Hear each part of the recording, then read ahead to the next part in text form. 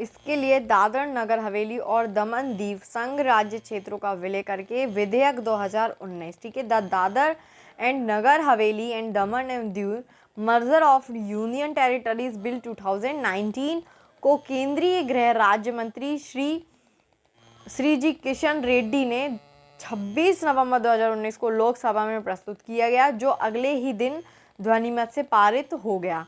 इस विधेयक के अधिनियमित होने से इन दोनों केंद्र शासित क्षेत्रों का विलय एक ही केंद्र शासित क्षेत्र के रूप में हो जाएगा, जिसे दादर नगर हवेली दमन एवं दीव के नाम से जाना जाएगा, ठीक है। इससे देश में क्या रहेगा, इससे देश में केंद्र शासित क्षेत्रों की संख्या 9 से घटकर कितनी हो जाएगी फ्रेंड, 8 हो जाएगी। अभी 9 हो गई थी, पहले कितनी थी, 7 थी।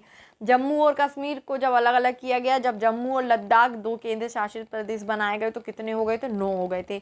अब कितने करने की बात हो रही है, 8 करने की चर्चा चल रही है। पश्चिमी तट पर गुजरात के निकट स्थित इन दोनों क्षेत्रों के बीच आपसी दूरी केवल 35 किलोमीटर है। इनमें दादर और नगर हवेली में केवल एक ही जिला है, जबकि दमन और दीव में 2 जिले हैं, ठीक है। एक जिला किसमें, दादर एंड नगर हवेली में, और 2 जिले हैं हमारे दमन एवं दीव में। तो अगर हम इसको विलय कर देंगे तो हमारे कितने जिले हो जाएंगे फ्रेंड्स, हमारे 3 जिले हो जाएंगे। इनका प्रशासन अलग अलग है तथा दोनों के लिए अलग अलग बजट तैयार होता है। ऐसे में मिनिमम गवर्नमेंट मैक्सिमम गवर्नेंस की सरकार की नीति के तहत प्रशासनिक सुधार के लिए इन दोनों क्षेत्रों का विलय कर एक ही केंद्र शासित प्रदेश के रूप में रूपांतरित करने का निर्णय सरकार ने किया है। दोनों क्षेत्रों के औपचारिक विलय के पश्चात विलयित केंद्र शासित क्षेत्र दादर एवं नगर हवेली दमन दीव में 3 जिले होंगे तथा लोकसभा में इसकी सीटों की संख्या 2 होगी, ठीक है। लोकसभा में कितनी सीटें होंगी, 2 होंगी। यहाँ के विधिक मामले बम्बई उच्च न्यायालय के दायरे में ही आएंगे, यानी कि पहले भी मुंबई में ही आते थे उच्च न्यायालय के दायरे में, और अभी भी किस में आएंगे, उच्च न्यायालय मुंबई में ही आएंगे। दादर एवं नगर हवेली तथा दमन एवं दीव लंबे समय से पुर्तगाली उपनिवेश रहे थे, ठीक है। दादर एवं नगर हवेली पर पुर्तगालियों ने कब्जा जून 1783 में किया था तथा पुर्तगाली शासन से इसे मुक्ति 2 अगस्त 1957 को मिली थी, जिसके पश्चात इस क्षेत्र का शासन दादर नगर हवेली की वरिष्ठ पंचायत द्वारा चलाया जाता रहा था। 11 अगस्त 1961 को 10वें संविधान संशोधन में के तहत इसे भारत में केंद्र शासित क्षेत्र के रूप में शामिल किया गया था। दमन एवं दीव लंबे समय से पुर्तगाली शासन के अधीन था तथा दिसंबर 1961 में पुर्तगाली शासन से मुक्त कराकर इसे गोवा के साथ ही भारतीय केंद्र शासित क्षेत्र के रूप में भारतीय संघ में शामिल किया गया था।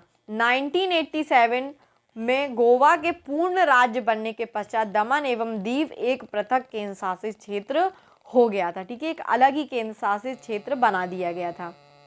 तो फ्रेंड, दादर और नगर हवेली को अगर एक ही केंद्र शासित प्रदेश बना दिया जाएगा तो क्या क्या होगा, क्या क्या अंतर पड़ेगा। पहला, 9 केंद्र शासित प्रदेश से 8 हो जाएंगे। दूसरा, 3 जिले इनमें हो जाएंगे। तीसरा, बम्बई में ही इनका जो उच्च न्यायालय है वहीं पर रहेगा और इसमें 2 सीटें रहेंगी लोकसभा की, है ना। ये चीज़ें आप याद रखना। और पुर्तगाली हमारे क्वेश्चंस में पूछा जाता है कि जैसे अभी एक क्वेश्चन पूछा था कि गोवा में आखिरी समय में किसने शासन किया, तो किसने किया फ्रेंड, पुर्तगाली ने किया। उसी प्रकार ये भी पूछा जा सकता है कि दादर नगर हवेली का अंतिम समय तक किसने शासन किया, तो किसने किया फ्रेंड, पुर्तगालियों ने किया है। ये हमारे एग्जाम के पॉइंट ऑफ व्यू से कुछ इंपॉर्टेंट फैक्ट्स थे, तो आप इनको एक शॉर्ट नोट्स में लिख सकते हैं।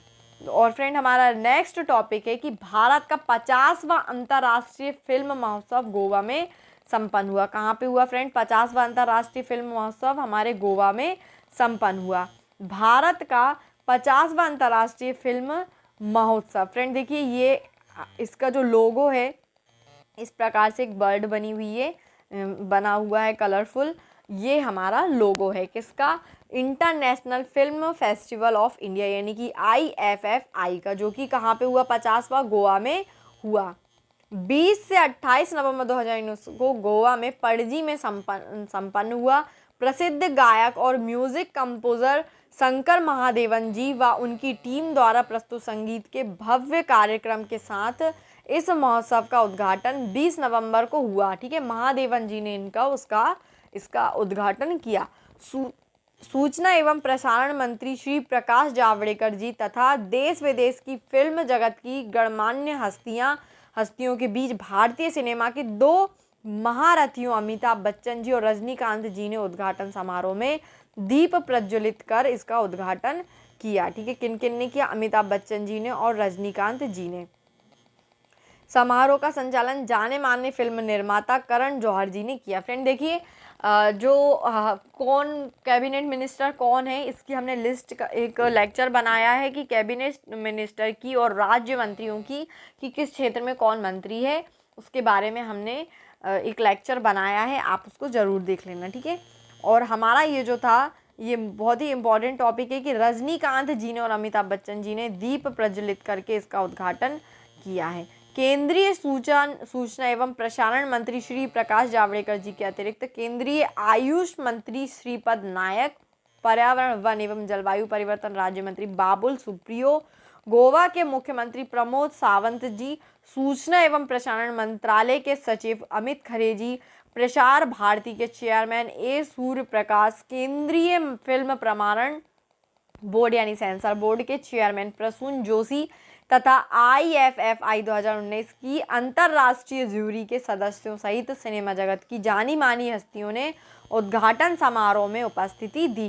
ठीक है फ्रेंड, ये बहुत इंपॉर्टेंट हमारे लिए पूरा का पूरा पैराग्राफ बहुत इंपॉर्टेंट है। इसमें क्या क्या है कि गोवा के मुख्यमंत्री कौन? प्रमोद सावंत जी। सूचना एवं प्रसारण मंत्री कौन है? हमारे सचिव अमित खरे जी। प्रसार भारती के चेयरमैन कौन है? ए सूर्य प्रकाश। और केंद्रीय फिल्म प्रमाणन बोर्ड के चेयरमैन प्रसून जोशी जी हैं। ठीक है, याद रखना किसके कौन कौन चेयरमैन हैं, क्योंकि इस प्रकार के क्वेश्चन पूछे जाते हैं, है ना, कि किसका कौन है नियुक्ति, ये सब चीज़ें क्वेश्चन आती हैं। भारतीय सिनेमा में असाधारण योगदान के लिए रजनीकांत जी को icon of golden jubilee award दिया गया, से उद्घाटन समारोह में ही सम्मानित किया गया, यानी उसी समय इनको दिया गया। फ्रांसीसी सिनेमा की दिग्गज अभिनेत्री इसाबेल एनी मेडेलिन हप्पर्ट को लाइफ टाइम अचीवमेंट पुरस्कार उद्घाटन समारोह में प्रदान किया गया। अमेरिकी सिनेमाटोग्राफर व academy of motion picture arts and science के पूर्व अध्यक्ष जॉन बैली IFFI 2019 की अंतर्राष्ट्रीय ज्यूरी के अध्यक्ष थे। फ्रांसीसी फिल्म निर्माता रॉबिन काम्पिलो, चीन के फिल्म निर्माता जांग यांग, सिनेमा की लाइन रामसे के अतिरिक्त भारतीय फिल्म निर्माता रमेश सिप्पी अंतर्राष्ट्रीय ज्यूरी के अन्य सदस्यों में शामिल थे। सूचना एवं प्रसारण मंत्री जी श्री प्रकाश जावड़ेकर जी ने IFFI 2019 पर एक स्मारक डाक टिकट उद्घाटन समारोह में जारी किया। क्या जारी किया? एक स्मारक डाक टिकट उद्घाटन समारोह में जारी किया। गोरान पास्केलजेविक द्वारा निर्देशित इतालवी फिल्म डिस्पाइट द फॉग की उद्घाटन फिल्म थी। ठीक है, उद्घाटन फिल्म कौन सी थी?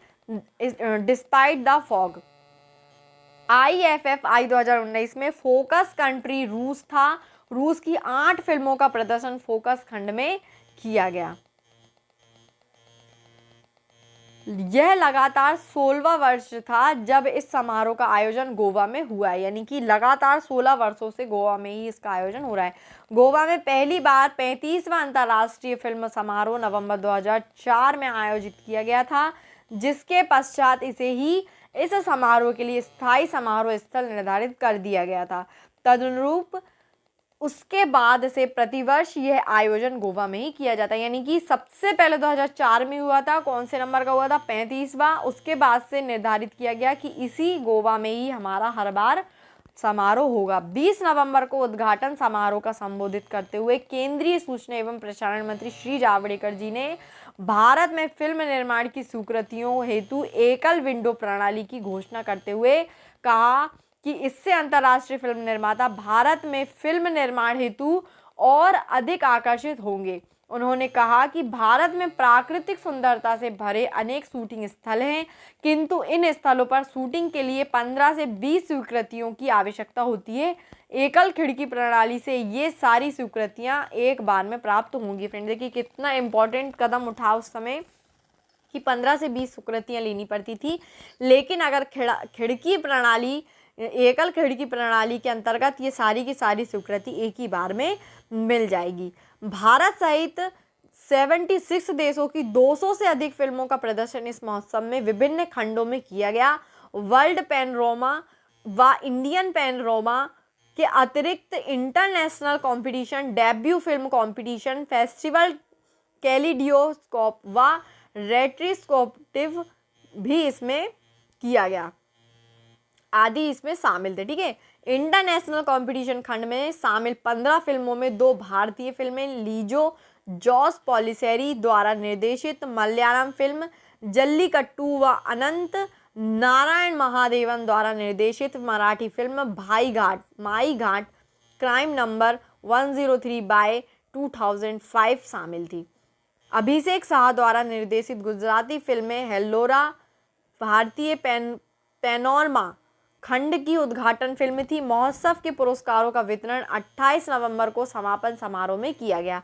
इनमें सर्वश्रेष्ठ फिल्म का स्वर्ण मयूर ब्लेज हैरिसन द्वारा निर्देशित फ्रेंच स्विस फिल्म पार्टिकल्स के लिए दिया गया। स्वर्ण मयूर के साथ 40 लाख की राशि इस पुरस्कार के तहत प्रदान की गई। भारत की मलयालम फिल्म जल्लीकट्टू के निर्देशन के लिए लीजो जॉस पेलिसेरी को सर्वश्रेष्ठ निर्देशक का पुरस्कार दिया गया। ब्राजीली फिल्म मैरी गिल्ला में भूमिका के लिए सर्वश्रेष्ठ अभिनेता का पुरस्कार सियू जॉर्ग को दिया गया। रजत मयूर के साथ क्रम से 15 लाख व 10 लाख रुपए की राशियां इनको पुरस्कार में दी गईं।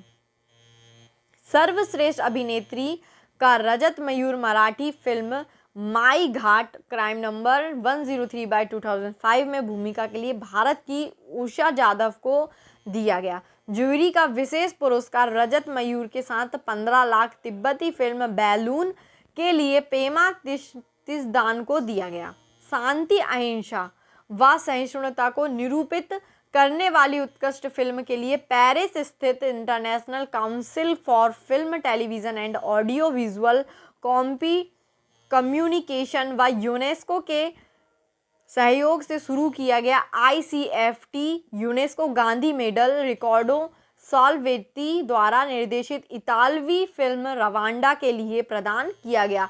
3 वर्ष पूर्व ही इस महोत्सव में शुरू किया गया किसी निर्देशक की पहली ही सर्वश्रेष्ठ फिल्म का पुरस्कार अल्जीरियाई निर्देशक अमीन सीदी बूमेडीन द्वारा निर्देशित फिल्म अबू लीला तथा रोमानिया के मैरियस आल्टिनू द्वारा निर्देशित फिल्म मॉन्स्टर्स के लिए दिया गया। फ्रांसीसी अभिनेत्री इसाबेल एने मैडेलिन हप्पर्ट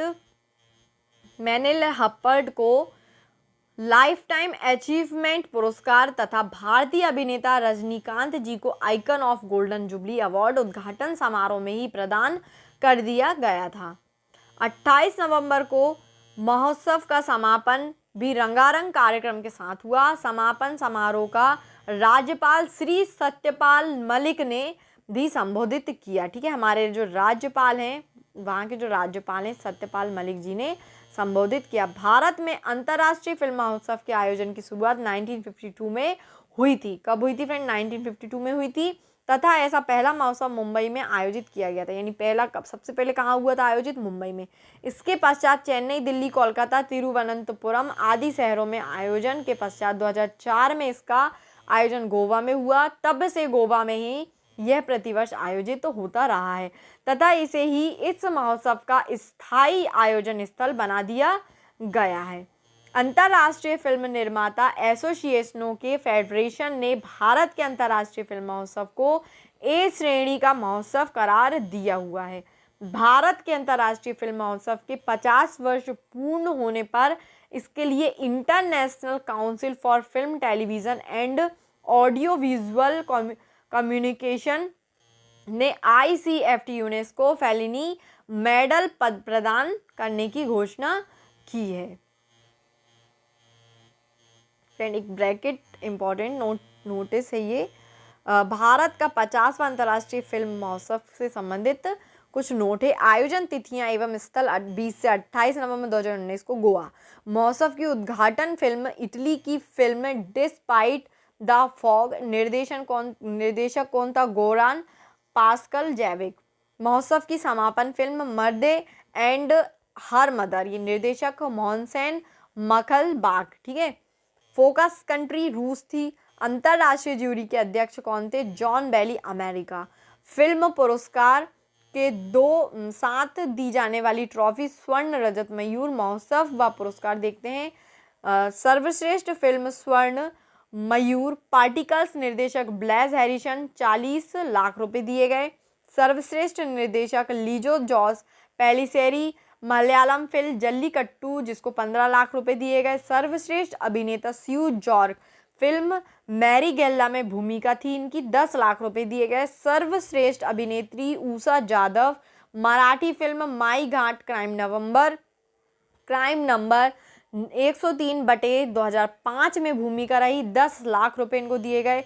ज्यूरी का विशेष पुरस्कार तिब्बती फिल्म बैलून, निर्देशक पेमोत सेन, 15 लाख रुपए दिए गए। किसी निर्देशक की पहली ही सर्वश्रेष्ठ फिल्म का पुरस्कार best debut film of a director, Abu Leela, निर्देशक कौन है इनके? अमीन सीदी बेमुडीन तथा मॉन्स्टर्स, निर्देशक मैरियस ऑल्टीन। कितने दिए गए फ्रेंड? 10 लाख इनको रुपए दिए गए। ICFT यूनेस्को गांधी पदक, इटली की फिल्म रवांडा, निर्देशक रिकॉर्डो साल्वेती, 10 लाख रुपए दिए गए। सिनेमा में जीवन पर्यंत योगदान के लिए पुरस्कार फ्रांसीसी अभिनेत्री इजाबेल हर्पर्ट को 10 लाख रुपए दिए गए। कितने? 10 लाख रुपए। Icon of the golden jubilee award दिया गया रजनीकांत जी को। फ्रेंड ये इंपॉर्टेंट थे, ये नोट में बताया गया कि कौन कौन कहाँ इंपॉर्टेंट रोल प्ले किया है, तो आप इसको एक बार और देखना फ्रेंड। हमारी प्रतियोगिता दर्पण का ये सेकंड पार्ट है, जिसमें हमने दादर और नगर हवेली और दमन एंड दीव दोनों को विलय करने की चर्चा जो हुई वो देखा हमने, और भारत का 50वां अंतर्राष्ट्रीय फिल्म महोत्सव जो कि गोवा में संपन्न हुआ उसको हमने डिटेल में देखा फ्रेंड। नेक्स्ट हमारा जो लेक्चर रहेगा उसमें हम चर्चा करेंगे हमारे महाराष्ट्र में जो उद्धव ठाकरे जी के नेतृत्व में शिवसेना रांकांपा कांग्रेस का गठबंधन सरकार जो बनी उसके बारे में हम चर्चा करेंगे। Okay friend, thanks to watch my video. हमारे आगे के भी जो लेक्चर्स हैं उनको आप ज़रूर देखना। अगर आपको PDF चाहिए तो आप हमारे टेलीग्राम ग्रुप में जाकर देख सकते हैं। करंट अफेयर्स से हमारी 2 मैगजीन चल रही हैं, प्रतियोगिता दर्पण, घटना चक्र, और चर्चा का विषय चल रहा है जिसमें हमारे जो दिन भर में घटनाएं होती हैं उससे संबंधित एक ऐसा टॉपिक जिसको हम डिटेल में लेकर आते हैं, आप वो देखना। और फ्रेंड हमारा जो वीकली करंट अफेयर्स है, हफ्ते भर में देश दुनिया में होने वाली घटनाओं को लेकर हम आते हैं, इनको आप ज़रूर